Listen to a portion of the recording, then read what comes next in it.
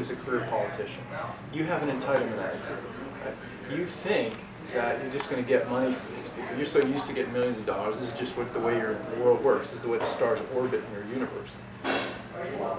But I grew up pretty poor in Colchester, Connecticut, to a single mom. Right? I know what it's like to have to work. I know what it's like to work so long that you have blisters on your hands from a shovel. And when I receive a $20 check through the internet, or if somebody hands me a $50 check at some event, I know what that means, and how much blood and sweat and tears people had to put into that, and how important that money is. I don't expect you to be handed $10,000 checks.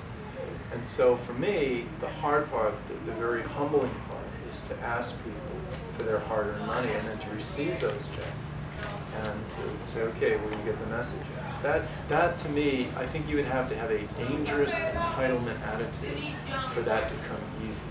Because each one of those checks, that's food, that's shelter, that's clothing, that's medicine. You know, a person has decided that they so believe in what you're saying, they're going to hand you that check. As opposed to a corporation where, look, we all know why corporations spend money. They spend money to get an ROI, a return on the investment. I can tell you from a business perspective, we don't spend a penny at any of the businesses that I run, unless we know what are we getting for it. If I spend $1, I better darn well be getting however many dollars in return.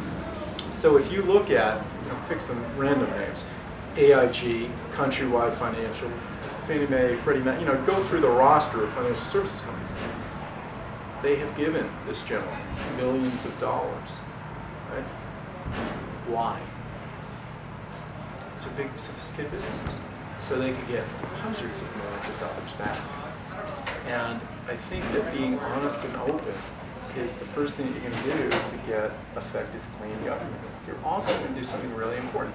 As I travel around the state, there's so much cynicism that so many people think merely because you're even running for office, you must somehow be involved in this.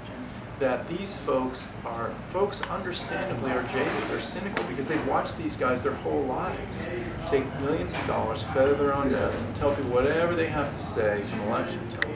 That when you stand before people and tell them your life story, first of all, they're shocked because they think, well, why would you want to be involved in this?